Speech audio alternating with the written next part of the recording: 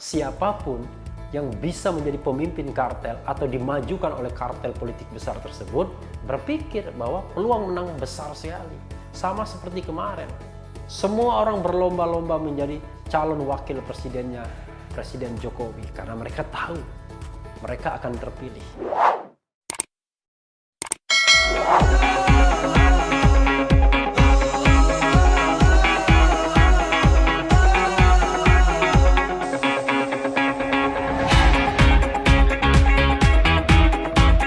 Assalamualaikum warahmatullahi wabarakatuh, Sobat RH sekalian.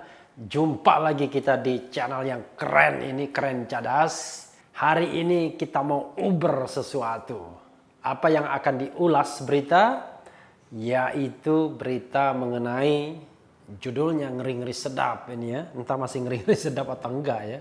Tergantung konstelasi politik hari ini. Yaitu PA 212 anggap Prabowo tak perlu jadi capres lagi di 2024. PA itu Persaudaraan Alumni 212 yang selama 3 tahun berturut-turut mengadakan, istilah mereka adalah pertama demo besar-besaran pada tanggal 2 Desember 2016 dalam konteks Pilkada DKI. Lalu kemudian demo berikutnya pada tahun 2017 untuk memelihara semangat, berikutnya lagi 2018, dan berikutnya lagi adalah 2019 dalam konteks pemenangan presiden tahun 2019 karena berhadapan pasangan Prabowo Subianto dan pasangan Joko Widodo. Kita tahu bahwa Prabowo kalah ya. Jadi bukan 3 kali, 4 kali ya demo itu ya. 2016, 2017, 2018, dan 2019.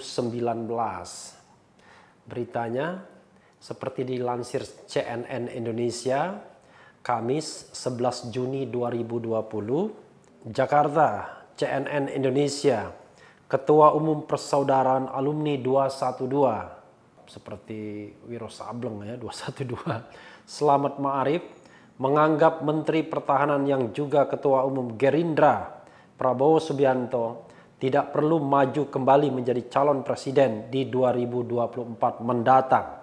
Menurutnya, lebih baik ada sosok baru yang berkontestasi dalam Pilpres mendatang. Diketahui pada Pilpres 2019 lalu, PA 212 merupakan pendukung paslon Prabowo Sandiaga Uno. Selamat Ma'arif juga merupakan juru kampanye nasional Badan Pemenangan Nasional Prabowo Sandi. Kutipannya, cukuplah Prabowo Subianto di 2024 menjadi negarawan dengan memunculkan capres baru, kata Selamat lewat pesan singkat kepada cnnindonesia.com Rabu 10 Juni. Selamat yakin, jika Partai Gerindra sukses melakukan regenerasi, harusnya muncul generasi muda yang menjadi capres di 2024. Namun, jika Prabowo kembali maju sebagai capres, Selamat menyebut regenerasi partai itu gagal.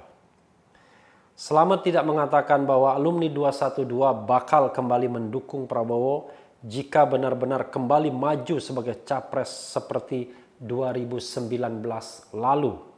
Dia hanya menyampaikan bahwa ada hal yang sulit dilupakan oleh alumni 212 dari sikap Prabowo. Setelah kalah dari Joko Widodo, Prabowo memilih bergabung dengan kabinet rivalnya itu. Prabowo diangkat menjadi Menteri Pertahanan dan Gerindra bergabung menjadi koalisi pemerintah. Kutipannya, karena umat punya catatan sendiri kepada Prabowo Subianto yang susah untuk dilupakan, kata Selamat. Pilpres 2019 pengalaman sendiri bagi kami dan untuk perjuangan kami ke depan. Prabowo sudah finish. Biarkan saat ini Prabowo Subianto menikmati dan menyelesaikan tugasnya sebagai Menhan, tambahnya. Jadi sudah finish, walaupun finishnya di urutan kedua, bukan finish urutan pertama. PA 212 kata Selamat akan terus mengawal jalannya pemerintahan. Bukan berarti mengikuti langkah Prabowo yang bergabung dengan pemerintahan Jokowi. Kami akan terus berjuang untuk tegaknya keadilan dan melawan kezaliman di Indonesia di bawah komando ulama teristimewa Habib Rizik Syihab. Tutur selamat. Sebelumnya, Sekjen Gerindra Ahmad Muzani mengungkapkan Prabowo Subianto siap maju kembali menjadi calon presiden pada Pilpres 2024 mendatang. Itu bisa saja terjadi jika kader dan masyarakat menghendaki. Wah, ini bahasa diplomasi, bahasa normatif. Kalau kader menghendaki, rakyat menghendaki, ya tergantung yang bersangkutan mau atau tidak ya. Kalau yang bersangkutan mau biasanya tidak perlu tanya-tanya lagi kader atau tanya-tanya lagi rakyat ya. Biasanya tergantung surveyor saja. Kalau surveyor mengatakan, Pak, Bapak surveinya nomor 1, barangkali Pak Prabowo tertarik juga untuk maju kembali. Tentang pencalonan presiden, Pak Prabowo sekali lagi meminta agar segenap kader Partai Gerindra bersabar. Pada saatnya nanti kita akan mengambil keputusan yang terbaik, kata Muzani dalam video yang dilihat cnnindonesia.com di akun Instagram Partai Gerindra @gerindra Rabu 10 Juni. Wah, ini tanda-tanda mau kalau begini ya. Tanda-tanda mau tapi menunggu tanda-tanda alam. Kira-kira begitu ya. Jangan-jangan juga menunggu sinyal istana juga. PA212 sendiri merupakan organisasi pendukung Prabowo pada Pilpres 2019 lalu. Termasuk kelompok yang dekat dengan Prabowo dan berperan besar dalam penggalangan massa pendukung. Mereka juga sempat menggelar reuni akbar pada 2 Desember 2018 dengan mengundang Prabowo. PA212 bersama GNPF Ulama dan FPI juga menyelenggarakan Ijtima Ulama untuk menyatakan dukungan kepada Prabowo Sandi. Ya, itu berita yang akan kita uber. Ini menarik ya. Karena kenapa? Karena di 2024 itu Presiden Jokowi tidak akan mencalonkan diri lagi. Karena konstitusi membatasi masa jabatan presiden itu 2 kali saja, ya, 2 kali 5 tahun, dan sesudahnya tidak bisa dipilih kembali. Kalau tidak ada perubahan yang luar biasa, misalnya perubahan konstitusi, maka ketentuan konstitusional tersebut akan tetap berlaku. Masalahnya adalah siapa yang kira-kira akan menjadi calon atau kandidat kuat 2024 mendatang. Survei yang dilakukan Indobarometer di awal 2020 ini misalnya menyatakan bahwa Prabowo Subianto masih menjadi kandidat paling kuat sebagai calon presiden. Bahkan angkanya waktu itu jauh sekali dibandingkan kandidat-kandidat lainnya seperti Anies Baswedan misalnya. Ada juga nama-nama lain ya, Sandiaga Uno, Ridwan Kamil atau Ganjar Pranowo. Tapi jangan lupa karena konstelasinya kan masih 2020. Sementara pemilihan 4 tahun di muka, yaitu 2024. Kita tidak tahu apakah kemudian loyalis Prabowo masih akan setia mengusung yang bersangkutan. Tadi saya iseng-iseng WA Sekjen GNPF Ulama, Gerakan Nasional Pembela Fatwa Ulama, yang juga muncul organisasi ini pada saat Pilkada DKI 2017. Kata Sekjen GNPF Ulama, bagi PA, GNPF, dan FPI, Prabowo sudah selesai bro. Jadi rupanya 3 organisasi penopang yang kuat ini yang banyak ditakuti orang ya. Karena dianggap ini the right wing ya, sayap kanan yang sangat ekstrim. Itu rupanya sudah menunjukkan tanda-tanda tidak akan mendukung Prabowo lagi. Kita paham bahwa mungkin mereka terluka karena Prabowo akhirnya mau masuk kabinet lalu kemudian diberikan jabatan Menteri Pertahanan. Padahal jarang sekali terjadi ya, ada sebuah kontestasi politik lalu tiba-tiba lawannya justru menjadi menteri. Ada misalnya Hillary Clinton dengan Barack Obama, tapi jangan lupa Hillary kalahnya bukan dalam pemilihan presiden, dia kalahnya dalam konvensi Partai Demokrat. Dan jangan lupa mereka satu partai. Nah, kalau ditanyakan kepada saya apakah saya mendukung Prabowo atau tidak untuk 2024, gak ada kaitannya dengan saya. Saya tidak pada posisi mendukung atau menolak. Saya katakan, saya seorang konstitusionalis. Kalau saya lihat dari sisi konstitusi, maka jawabannya A.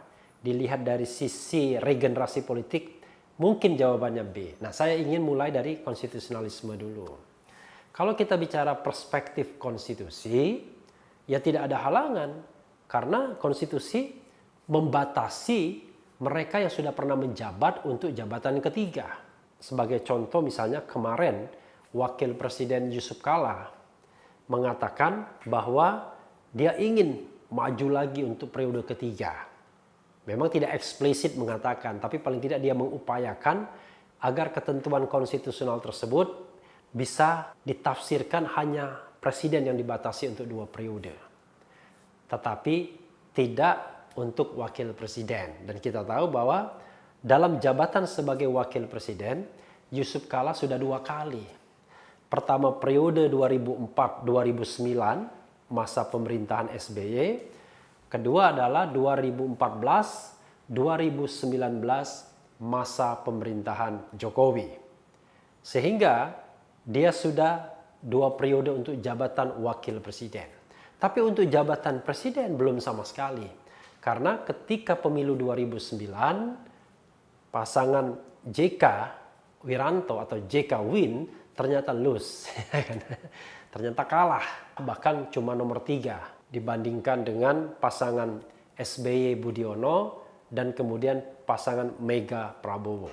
Tetapi untuk Presiden Jokowi sudah 2 periode bahkan berturut-turut, sama seperti halnya Presiden SBY 2 periode dan berturut-turut juga, sehingga baik SBY maupun Jokowi tidak bisa lagi maju sebagai calon presiden.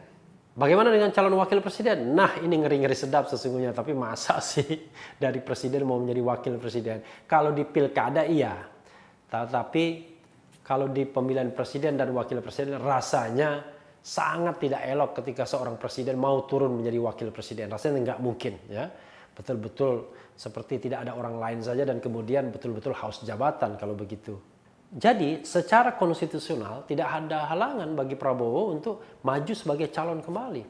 Bahkan tidak ada pula halangan usia. Jadi untuk usia hanya ditentukan batas minimal, yaitu 40 tahun. Tapi maksimal nggak ada. Mau 60 tahun, 70 tahun, 80 tahun, 90 tahun. Sepanjang masih sehat mungkin saja. Nah, dalam konteks ini bukan mungkin Bu Mega juga tertarik menjadi calon presiden lagi ya. Walaupun usianya sudah di atas 70 tahun. Kenapa? Karena memang tidak ada halangan konstitusional. Itu satu sisi Sobat RH sekalian. Tapi kalau sisi yang lain ya saya sama seperti pandangan mereka ini, PA212 atau pandangan beberapa pengamat lainnya, yang menginginkan adanya regenerasi politik. Jangankan untuk 2024, untuk 2018 saja, saya kalau mau frankly speaking sangat tidak mendukung Prabowo menjadi calon presiden lagi. Kalau Jokowi wajar karena incumbent, petahana biasa dia kemudian dicalonkan kembali. Tapi kalau kemudian rematch, itu lagi calonnya, waduh sangat tidak menarik. Pilpres 2019 kemarin. Karena itulah bagi saya, 2 hal yang harus dilakukan. Pertama, buang, hilangkan, hapuskan, enyahkan yang namanya presidential threshold. Dan berikan kesempatan pada generasi-generasi baru yang sedang mekar-mekarnya dan sedang golden age-nya untuk bisa berkontestasi dalam Pilpres 2024. Pertama, presidensial threshold. Berkali-kali saya katakan tidak ada alasan untuk mempertahankan presidensial threshold. Ini hanyalah sarana untuk melimitasi, untuk menghilangkan, untuk menumbangkan penantang potensial di awal. Jadi ini justru produk yang sangat kejam, sangat inkonstitusional. Karena dia bisa menggergaji, memotong calon-calon potensial. Ya dengan cara yang seperti saya katakan, kartel politik bekerja, memborong semua partai politik sehingga tidak menyisakan calon kecuali 2 saja. 1 kartel besar dan 1 mungkin kartel kecil. Kira-kira begitu ya. Jadi tadi kemarin itu kartel besar Jokowi berpasangan dengan Ma'ruf Amin, kartel kecilnya Prabowo berpasangan dengan Sandiaga Uno. Nah, saya pribadi tidak menginginkan hal seperti itu lagi. Yang saya inginkan adalah kontestasi itu terbuka, karena itulah ciri demokrasi. Kalau dengan terbukanya kontestasi dan dikaitkan dengan keberadaan partai-partai politik yang ada, maka kalau peserta pemilu bisa mengusung calon presiden, ya, maka sekarang ini paling tidak 9 partai punya hak constitutional right untuk mengusung calon presiden dan wakil presiden. Jadi yang punya hak itu adalah 1 PDIP, 2 Gerindra, 3 Golkar, 4 Nasdem, 5 Demokrat, 6 PKS, 8 PAN, dan 9 P3. Oh, 1 lagi PKB, jangan lupa. Jadi 9 PKB. Itulah partai-partai yang punya hak constitutional right untuk mengusung calon presiden dan wakil presiden. Walaupun 9 partai ini pula yang mengebiri hak mereka. Paling tidak partai-partai kecil dan menengah. Saya berharap bahwa undang-undang pemilihan umum ke depan tidak lagi mempertahankan presidensial threshold. Walaupun ketentuan ini selalu ingin dipertahankan oleh partai-partai besar seperti Golkar, PDIP, dan mungkin sekarang mau dipertahankan oleh Gerindra juga. Nah, harapan saya ada kesadaran untuk membongkar ini semua agar kemudian kontestasi lebih terbuka. Dengan kontestasi lebih terbuka, saya berharap majulah Anies Baswedan, majulah Ganjar Pranowo, majulah Hovifah Indar Parawansa, majulah Ridwan Kamil, majulah pula bibit-bibit lainnya. Dari daerah ada Gubernur Sulawesi Selatan, kemudian ada beberapa calon potensial lainnya termasuk di partai politik. Ada pemimpin partai politik yang masih golden age, yang masih muda. Baik partai-partai lama maupun partai-partai baru seperti Gelora misalnya. Nah, sehingga kontestasi Pilpres itu kontestasi yang betul-betul terbuka. Semua orang bisa bermimpi menjadi presiden, tetapi jangan lupa, ya, akhirnya orang terbaiklah yang akan terpilih. Kenapa begitu? Karena Pilpres kita menganut two round system. Walaupun di putaran pertama misalnya katakanlah semua semua pasangan calon mendapatkan suara dan tidak ada yang kemudian mencapai 50% plus 1 sebagai syarat untuk memenangkan pemilihan presiden dan wakil presiden di samping syarat tersebarnya perolehan suara tersebut. Tetapi pada putaran kedua suara sudah consolidated. Head to head 2 pasangan calon akan memastikan calon mana yang akan didukung oleh masyarakat, oleh pemilih terbanyak. Dan sepanjang itu prosedural, konstitusional, tidak ada masalah berapapun dukungannya dan berapapun yang berpartisipasi di dalam pemilihan. Tapi sobat era sekalian, membayangkan tidak? Tahun 2024 calonnya lu lagi, ya kan? Jadi bagaimana kalau 2024 Prabowo pun ingin mencalonkan diri? Ya kita tidak bisa melarangnya. Yang penting tadi saya katakan terbuka kompetisinya. Jadi ada open competition. Jangan sampai kemudian kita memilih presiden dan wakil presiden karena tidak ada stok lain. Seperti 2014 kalau enggak Jokowi Prabowo. Kemudian tahun 2019 sama orangnya. Seperti ada kemandekan regenerasi. Paling tidak 5 tahun kita mengalami kemandekan regenerasi. Mudah-mudahan, ya saya tidak tahu ya, ambisi manusia kan biasanya tidak terbatas. Tapi kan Pak Prabowo sudah kalah 3 kali sesungguhnya. Bahkan 4 kali kalau dihitung juga 2004. 2004 kalah dalam konvensi Partai Golkar. 2009 kalah sebagai wakil presiden berpasangan dengan Ibu Mega. 2014 kalah sebagai calon presiden. 2019 kalah sebagai calon presiden. Masa 2024 ingin lagi? Ya tapi kalau surveinya tertinggi misalnya, lalu kemudian ada kartel politik yang mempertahankan presidensial threshold, sehingga kemudian terjadi head to head dengan skenario misalnya yang pernah secara liar saya katakan Prabowo berpasangan dengan Puan Maharani, lalu kemudian melawan satu pasangan dari kartel kecil misalnya, karena kartel besar kan sekarang hanya satu partai yang menyatakan oposisi. Dua partai abu-abu. Yang abu-abu itu Demokrat, lalu kemudian Partai Amanat Nasional. Tapi 6 partai besar lainnya sudah menyatu di istana. Jadi kalau misalnya konstelasi ini yang dipertahankan, lalu yang di istana ini kemudian mengusung calon Prabowo, Puan Maharani misalnya, 2P, ya, lalu di sini mencari pasangan lainnya, maka yang terjadi adalah ya head to head kembali. Kalau kita bicara tentang probabilitas menang, ya 50% kalau cuma 2 calon. Sehingga tidak heran siapapun yang bisa menjadi pemimpin kartel atau dimajukan oleh kartel politik besar tersebut berpikir bahwa peluang menang besar sekali. Sama seperti kemarin. Semua orang berlomba-lomba menjadi calon wakil presidennya Presiden Jokowi. Karena mereka tahu mereka akan terpilih. Dan ternyata yang untung adalah Ma'ruf Amin. Sobat era sekalian, itu saja di Uber kali ini. Paling tidak ini untuk pemanasan ya. Isu-isu seperti ini harus dibuka ke publik, why-nya dan lain sebagainya, sehingga masyarakat siap, prepare sebelumnya. Biarlah nanti rakyat yang memutuskan di 2024. Yang penting tetap di channel ini, karena di channel ini Anda akan dirayu, ditipu, dibaperin, dicecar, diuber pula di jalur khusus. Karena channel ini adalah channel yang memeras, mengancam, dan membenci.